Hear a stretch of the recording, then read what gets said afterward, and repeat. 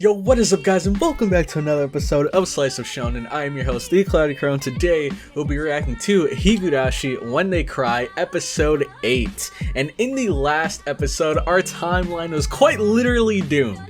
But don't take my word for it, take Rika's, who pretty much straight up to Keiichi's face told him that this entire timeline was doomed, or at least this current timeline was completely doomed, and I believe it was because he went into that forbidden storage room that he probably shouldn't have gone into. But anyways, let's take it way back to the beginning of the episode, which started off with Shion kind of luring him to that storage room, and there we found the photographer and his girlfriend, and they all pretty much said like, hey Keiichi, don't you want to take a peek? And they opened the door for him, and then they all went in, and inside of there it was actually really weird. So we found a statue of Oyashido-sama. However, someone pointed out something really interesting, which was the fact that the statue, when the head fell off of the statue, there was like a hole inside, which shows that the head is replaceable. So that might be a clue that the Oyashido-sama head that's on there right now may not be the original head to the statue. At least I believe that's what they said. It was in Japanese, so I tried my best to translate, but I'm not 100% sure. I believe that's what they said though. But anyways, outside of the statue, around it were a bunch of different tools that made it kind of look like a torture room. There were bear traps and a bunch of other weird things that I definitely would not expect to be in there. But speaking of the head ended up falling off, which I don't know if that's a bad omen. I know if I was like a demon or a god and my statue's head fell off, I wouldn't be too happy. So I can definitely see why things might be doomed. Not only from them entering, but from them kind of messing with the statue's head, even if it was an accident. But anyways, after that, they leave, and everyone kind of splits up. The photographer and his girlfriend, they leave to kind of have some alone time together during the festival, and then it's pretty much just Keiichi and Shion. They're at a bench. Keiichi ends up going back to the festival, and Shion just kind of sits there. We don't really know where she goes from there, but something really weird happens afterwards. Everyone is asking Keiichi, hey, have you seen the photographer and his girlfriend? Hey, have you seen them? Hey, when was the last time you saw them? And the reason why they were all asking him, as Detective Delicious pointed out to us, was because those two went missing last night. And then later Shion ends up giving us additional details by telling us that they were seen hijacking a nearby truck and they drove away as if they were running away from something. But here's why I'm really suspicious of Shion. I have two big reasons.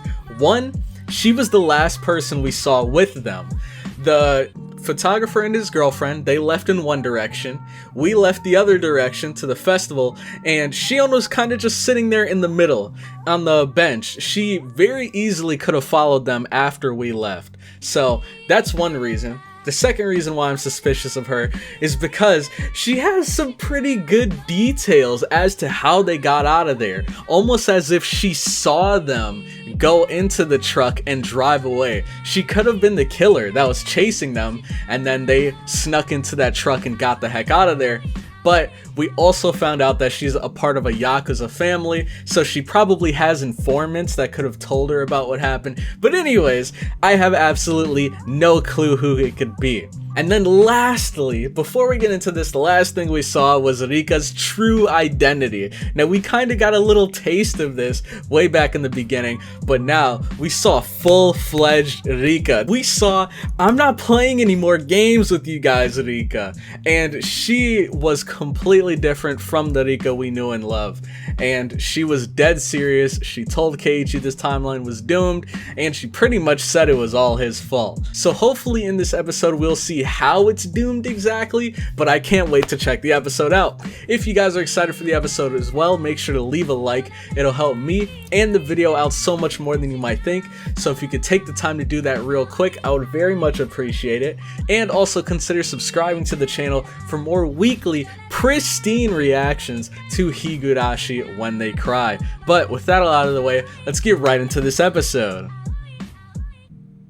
Alright, so as a real quick disclaimer before we get into the episode, this reaction has been split up into two different reaction styles. This one that you're watching right now is going to be the kind of cut up highlight reaction style, where you'll be seeing nothing but the most shocking, interesting, funny, just like the big important moments of the episode, or just any important like comments that I make while reacting. Those will all be cut up and mashed into this reaction that you're watching right now. But if you would like to journey through this entire episode with me, make sure to head on over to the second channel, the Kumori Crow channel. Link will be in the description if you'd like to see the timer reaction so that you can sync it together and follow along. And then lastly, if you'd like to see the uncut picture-in-picture reaction, make sure to head on over to the Cloud Crowd Discord. The link to that will be in the description. All you have to do is join the Discord, go down to the questions room, and ask how can I see the full picture-in-picture, and then myself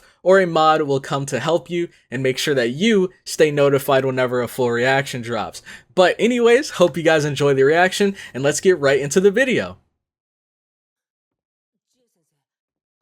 Oh, that's their teacher. Oh yeah, the mayor! I forgot about that. He disappeared too, didn't he? Man, this is so weird. 3 people disappeared. Oh? Rika's not here. And Satoko might know why. Oh, is she suspicious of him?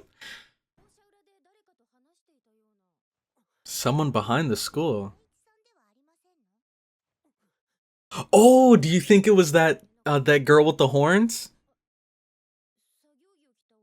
Oh, never mind.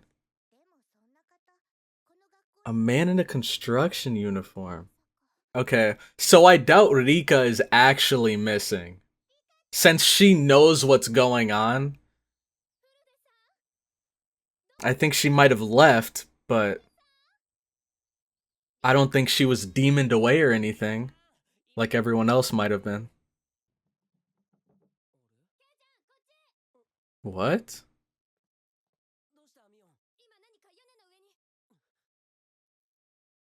Dude, I never realized how little Mion was. How old are these guys? She's so small, dude.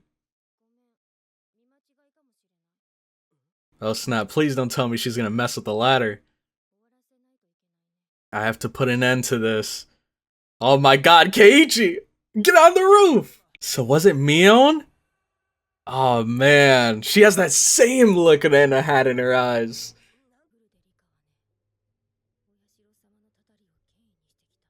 She's come to carry out her curse. What? What? Wait. Is she really? Jesus. She's freaking strong. Mion, snap out of it. Keiichi, why are you standing there, man? You gotta use your noggin, man. Don't just stand there. And just like that, she's back to normal. Okay, so we learned something very interesting there. Mion thinks that Rika's the one responsible, which would make sense. Because that storage is only like allowed for Rika's family, and Oyashiro-sama's statue was in there. Whenever that phone rings, it's never good news. That's one thing I've found out. This is weird, man. I don't know who to trust. Because we know earlier on the phone, Shion was pretending to be Mion. So I feel like easily Shion could like throw on Mion's clothes and pretend to be her. And Mion could be dead for all we know. I have no clue where this is gonna go. Mion's still best girl so far. Even if she is a cold-blooded killer. Yep, you're gonna have to get used to it if you're gonna live here. Although you might not live here for long.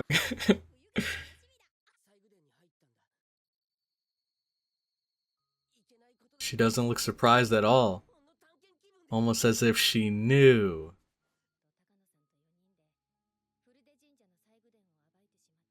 Really?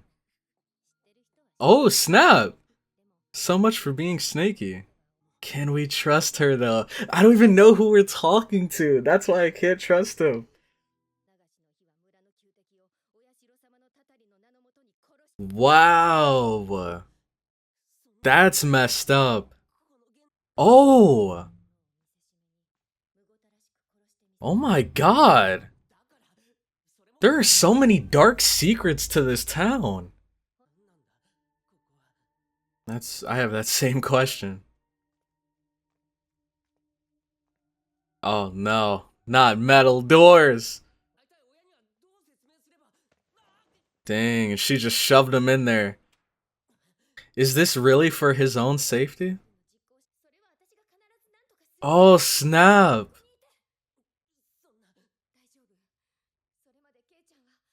Alright, I trust her. I trust her.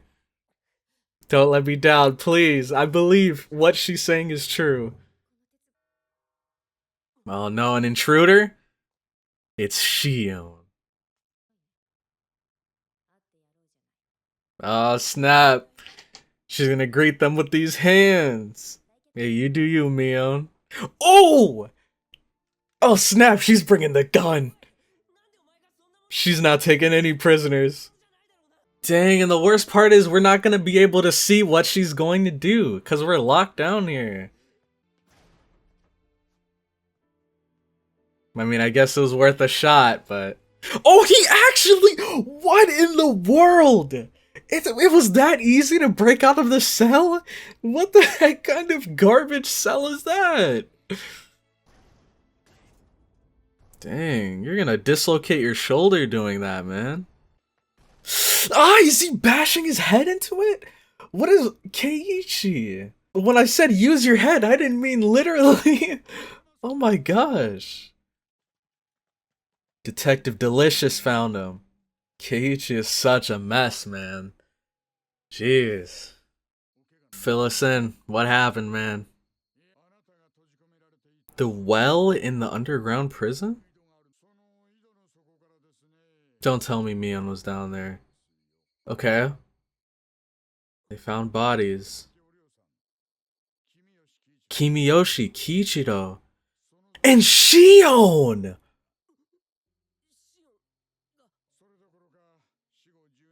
What? Rika! She was dead.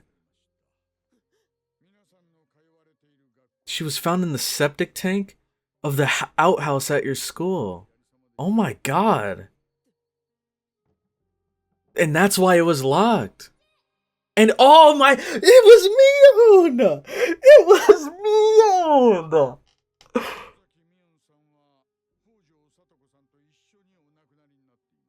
She was found dead alongside the body of Satoko. Oh, did she kill herself? What the heck? So now everyone's dead but him and Reina, wasn't? This timeline is doomed. Oh my god. Holy. Rika was not kidding.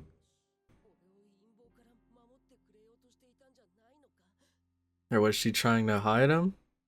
Or she was trying to...